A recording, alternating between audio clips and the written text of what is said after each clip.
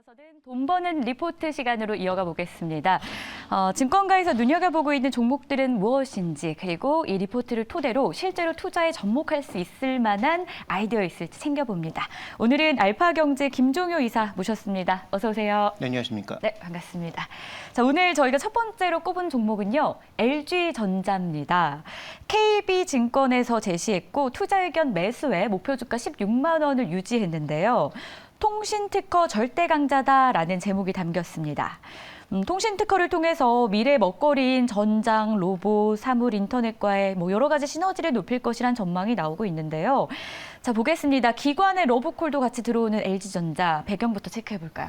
네, 지금 현재 구간에선 크게 보면 두 가지라고 봐야 되겠죠. 실적이 다른 부분은, 그러니까 주력 부분은 조금씩 둔화되고 있는데 빠르게 성장하고 있는 전장 부품, VS 부분의 성장이 지금 기관이 선호하는 가장 큰 이유 중에 하나, 이렇게 봐야 할 것 같습니다. 그래서 올해도 전기차뿐만 아니라 지금 아시는 것처럼 하이브리드 차량이든 기존의 내연기관 차량이든 페이스리프트를 거치면 그 안에 이제 전기전자 부품들이 대거 확대되는 것을 눈으로 확인해 볼 수 있습니다.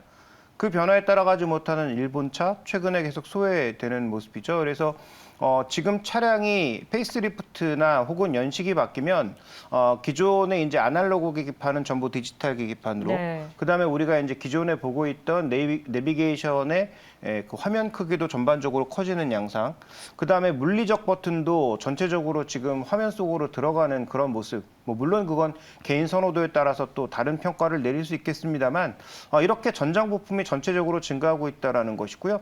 또 자율주행과 관련된 부분들이 결국은 앞으로 더 강화되다 보니까 정말 자율주행까지 가기에는 아직은 멀었겠지만 어쨌든 여러 가지 센서를 포함한 다양한 부품들이 추가가 되면서 전기전자 부품들이 늘어날 수밖에 없는 상황이란 말이죠. 그래서 지금 이것은 전기차가 잘 되든 안 되든 상관없이 일단 하나의 방향이기 때문에 그런 측면에서 LG전자가 GM과 함께 가고 있고, 그다음에 아시는 것처럼 여러 회사들과 협업 관계, 특히 마그나와는 이 조인트 벤처도 함께 가고 있는 측면이 있기 때문에 그런 측면에서의 성장을 보고 있고요. 그러면 실적이 좋지 않은 부분에서는 어떻게 메꿔나가고 있느냐?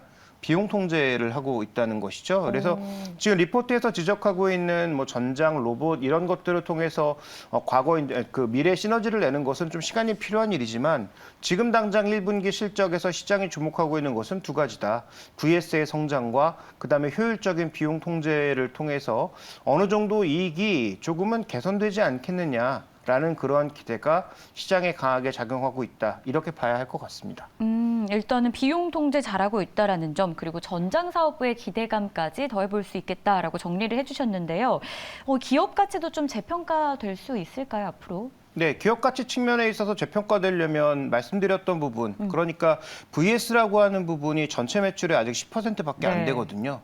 물론 이게 앞으로 계속 엄청나게 커질 거다라는 기대감 자체가 존재하는 것은 분명히 긍정적인 측면이 있지만, 근데 우리가 생각해 봐야 되는 것은 지금 HA라고 하는 주력 부분, 그러니까 TV와 에어컨 쪽의 전체적인 매출이 흔들리거나 이익이 나지 않으면 이것은 그럼 어떻게 평가해야 될 것인가? 그래서 우리가 자꾸 미래 가치에 초점을 맞추면 결국은 시장의 유동성도 많이 유입되고 해당 종목에 관심이 늘어나는 그런 강력한 유동성 장세가 지속되어야 하는데, 지금 일정 부분 유동성이 유입됐음에도 불구하고 과연 시장에서 이런 가전 종목에 관심을 가지고 있느냐?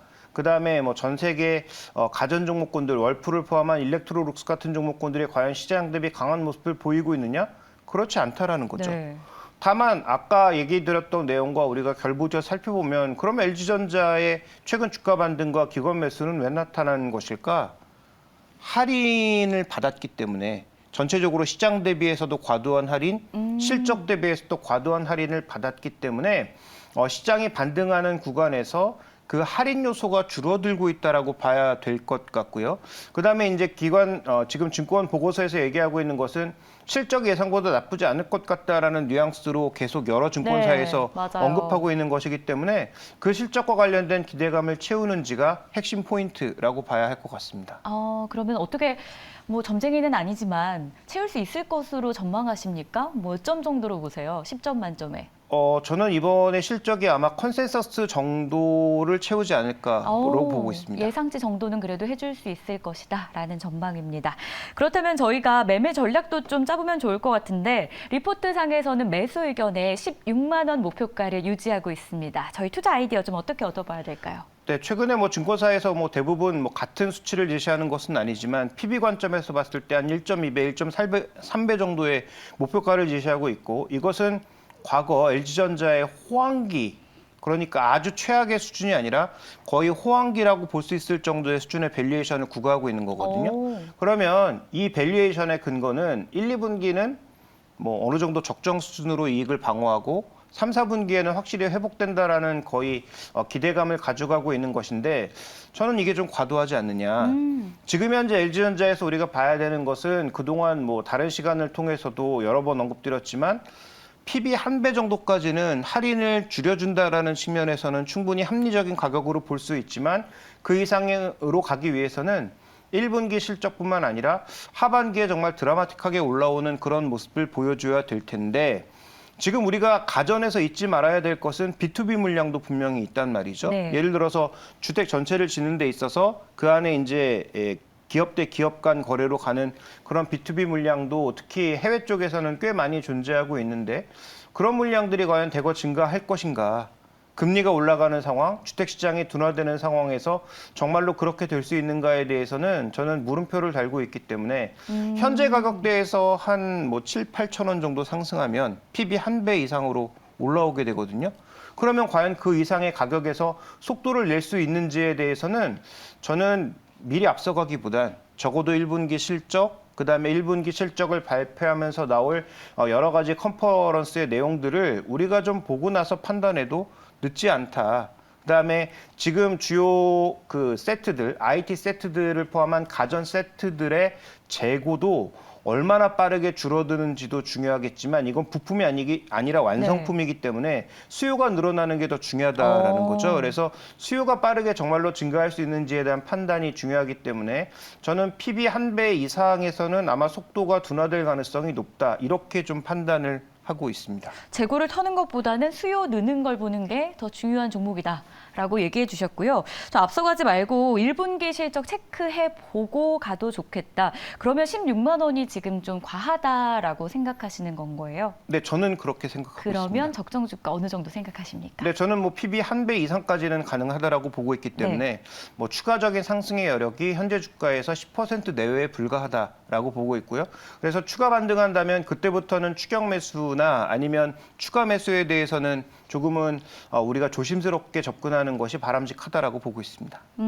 좋습니다. 그럼 금액으로 좀 정리해 주신다면 대략 어느 선까지인가요? 네, 저는 12만 원 후반대 정도를 일단 목표가로 산정하고 있고요. 이것도 증권사마다 측정하는 맞아요. 수치가 조금은 달라서 PB 1배 가격이 조금 다르긴 합니다만 그래서 특정 가격보다는 PB 1배라는 어떤 밸류에이션 숫자로 말씀드리는 것이고요. 그래서 그 가격보다 더 갈 수는 있지만 그때부터는 속도가 둔화될 가능성이 높다라는 것을 말씀드리는 것입니다. 네, 좋습니다. 그럼 이 리포트 자체 좀 믿어봐도 괜찮겠습니까?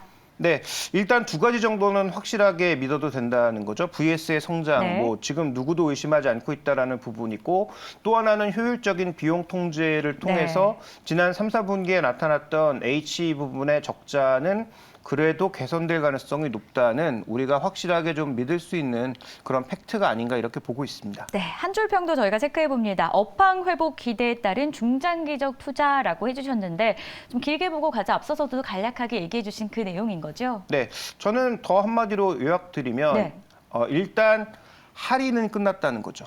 그러면 우리가 할증을 하기 위해선 과연 어떤 요소들이 필요할지에 대해서 좀 더 고민을 해봐야 될 것 같습니다. 어떤 고민을 해봐야 될까요? 아까 이제 언급드렸던 정말로 신제품 수요도 빠르게 증가하는지 특히 HE, 그러니까 TV나 에어컨 같은 백색 가전에서 정말로 이 고금리 구간에서도 신규 수요가 펑펑 증가하는지 여부를 확인해 보실 필요가 있겠고 이거 내구 소비재잖아요. 맞아요. 2020년, 2021년도에 이미 대거 샀다는 것이죠. 그러면 2년 만에 그렇게 의미 있는 교체가 나올까? 그렇지 않을 가능성이 높다는 것이죠. 그래서 그런 차원에서 접근해 봤을 때 저는 PB 1배 이상으로 올라간다면 그때부터는 조금 조심스럽게 접근하는 것이 좋기 때문에 할인은 끝났다. 그러면 할증 요소가 나타날 수 있는지를 좀 더 철저하게 냉철하게 검증해 보자라고 말씀드리고 싶습니다. 네, 정리가 한 번에 되는 것 같습니다. 할인은 끝났고 할증 요소를 찾아볼 필요 있겠다. 그리고 1분기 실적도 좀 체크할 필요 있다는 점 기억해 보겠습니다. 이어서 두 번째 리포트로 넘어가 보죠. OCI 준비했습니다. 현대차 증권에서 제시했는데요. 투자 의견 매수 목표 주가 16만 원을 유지합니다. 분할 전에 매수하자라는 제목인데 어제 저희가 돈 되는 뉴스라는 코너 시간에 이 OCI 기업을 다뤘었어요. 기사 내용만 봤을 때는 올 들어 주가는 좀 괜찮은데 주총 앞두고 좀 투자 심리 위축되지 않을까라는 이야기가 기사에 담겨 있더라고요. 근데 이 OCI를 바라보는 시각은 네. 일단 뭐 글로벌 피어 그룹과 비교하면 많이 아쉽죠. 아, 왜냐하면 지금 뭐 베커 같은 경우에 신고가, 그다음에 미국의 퍼스트 솔라도 신고가. 네. 네. 그런데 국내 기업들은 하나 지금 솔루션은 거래가 안 되는 상황이고, 네. 그다음에 이제 이것도 OCI도 조금 있다가 이제 기업 분할을 하게 되면 또 거래가 정지되는 그런 상황 맞아요. 아니겠습니까? 그럼에도 불구하고 주가의 움직임은 뭐 다초와 거의 비슷하게 움직이고 있거나 그에도 못 미치는 양상을 보여주고 있는 것은 시장이 그렇게 어리석지 않다. 그래서 리포트가 얘기하는 대로 그렇게 왜 강하지 못하고 다른 종목보다 약할까에 대해서 리포트에서는 그렇기 때문에 그 차이가 메워질 거다라고 얘기하고 있는데 네. 저는 시장이 더 스마트하다라는 거죠. 그만큼 할인 요소가 있기 때문에 가격 차이가 나고 있는 것이다라고 보는 게 저는 좀 더 적절한 어떤 분석이 아닌가라고 판단하고 있습니다. 저평가돼 있다라고 그럼 판단하시는 겁니까? 저평가되어 있지만 저평가될 이유가 있다라고 말씀드리는 것이고요. 저평가될 이유가 무엇인지를 우리가 살펴보게 되면 지금 이 폴리실리콘 쪽에서는 OCI가 고순도 폴리실리콘이기 때문에 차별화돼야 된다라는 논리로 접근하고 있지만 네. 태양광에서 고순도 폴리실리콘을 썼다고 해서 효율이 대폭 상승한다든지 이런 거 별로 없고요. 그다음에 2024년까지 이 중국의 우회 수출로는 열려 있다라는 거죠. 그래서 미국이 그 우회 수출로를 막아주고 그 다음에 프리미엄을 받을 수 있는 한국 제품들에 대해서 프리미엄을 더해줄 것이라는 기대가 있었지만 미국도 그렇게 하면 뭐 가격적인 변화라든지 물량의 부족이라든지 이런 여러 가지 문제 때문에 실제로 중국이 말레이시아나 동남아를 통해서 우회 수출할 수 있는 길을 2024년까지 열어뒀거든요. 이게 OCI가 고평가되지 않는 지금 다른 종목과의 밸류 갭을 계속 벌리는 결정적인 이유다라고 봐야 될 것 같고요. 리포트에서 얘기한 대로 저는 뭐 이렇게 크게 그 밸류 갭을 다시 좁힐 만한 그런 요인을 아직까지는 발견하지 못했다. 이렇게 말씀드리고 싶습니다. 그렇다면은 어쨌든 3월에 주총 앞두고 저희가 좀 긴장감을 갖는 분들도 있기 때문에 인적 분할 자체가 나쁜 건 아닌데 개인 투자자들이 좀 우려감을 갖는 거잖아요. 이 부분에 대해서 저희가 주의해야 될 점이 있다거나 좀 챙겨가야 할 요소들이 있을까요? 그 일반적인 상황에서는 이런 인적 분할을 통해서는 어느 한쪽은 주가가 조금 내려가고 어느 한쪽은 올라가면서 근데 총합은 늘어나는 게 일반적인 상황이죠. 그래서 시장이 뭐 급격하게 다 약세를 보이는 그런 약세장이 아니라면 일반적으로 이렇게 인적 분할의 경우에는 주로 지주사는 축소되고 사업회사가 가치가 늘어나는 것이 일반적이다. 이렇게 봐야 될 것 같습니다. 그래서 이번에 뭐 주의점이라기보다는 이것을 통해서 그럼 선택을 잘해야 된다라는 거죠. 인적 분할이라고 하는 게 어쨌든 주식이 이제 두 개로 되는 거니까 네. 그러면 취사 선택을 분명히 해야 된다라는 것입니다. 잘 가는 종목은 최대한 추세가 끝날 때까지 버텨야 되고 네. 내려가는 종목은 빠르게 버리면 버릴수록 좋은 게 되겠죠. 그 결정 자체가 아마 가장 주의해야 되는 포인트다. 그래서 시장이 그 지주회사 쪽에 포커싱을 맞출지 사업회사 쪽에 포커싱을 맞출지 여부를 잘 살펴보시면서 추세를 타는 종목과 타지 못하는 종목을 확연하게 좀 구분해서 하실 필요가 있겠고요. 그다음에 또 하나의 주의점은 새롭게 상장돼서 거래되는 첫날의 형성 가격 자체가 중요한 거죠. 예를 들어서 사업회사에 우리가 가치를 두는데 사업회사가 시가 부근에 이미 가격을 다 반영해서 고가로 출발해버리면 그러면 그 가격부터 추가적인 상승폭은 또 제한되는 거죠. 네. 그래서 두 가지 주의점을 말씀드렸는데 첫 번째는 상장된 가격이 과연 시장의 기대치를 과연 얼마만큼 만족시킬 것이냐라는 부분.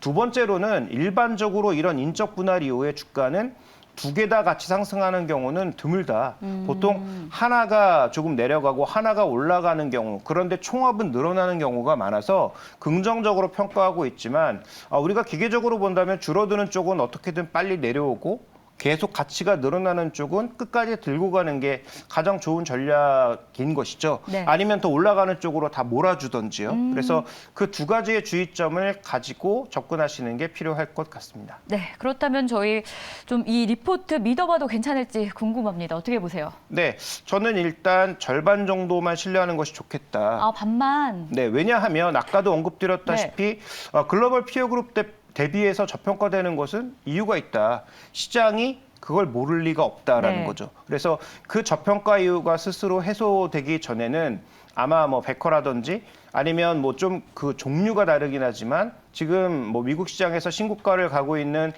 여러 태양광 종목군들과 맥락을 같이 가져가기에는 어려움이 있다는 것이죠. 그래서 저는 이 리포트에 대한 전반적인 신뢰성은 분리 이후에 가치가 증가한다라는 것 정도는 우리가 긍정적으로 바라볼 수 있는데 그렇다고 해서 지금 신고가를 내고 있는 해외 기업과 동일하게 흘러갈 것이다라는 기대는 버리는 것이 좋겠다. 이렇게 말씀드리고 싶습니다. 과대한 기대는 좀 갖기는 어렵겠다라는 점도 저희가 챙겨보겠습니다. 한 줄 평을 봤더니 가이던스로 보여주는 자신감이라고 써주셨더라고요. 간략하게 설명해 주시죠. 네, 결국은 이 종목도 그동안 시장에서 가장 주목해볼 포인트는 결국은 저평가였다는 거죠. 네.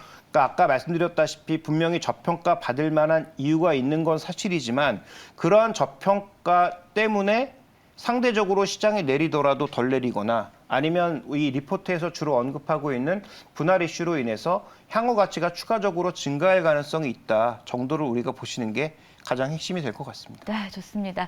이렇게 해서 오늘도 리포트 종목 2개 확인했습니다. OCI, LG전자였는데요. 여러분들께도 좋은 전략 되셨기를 바라겠습니다. 지금까지 알파경제 김종효 이사였습니다. 고맙습니다.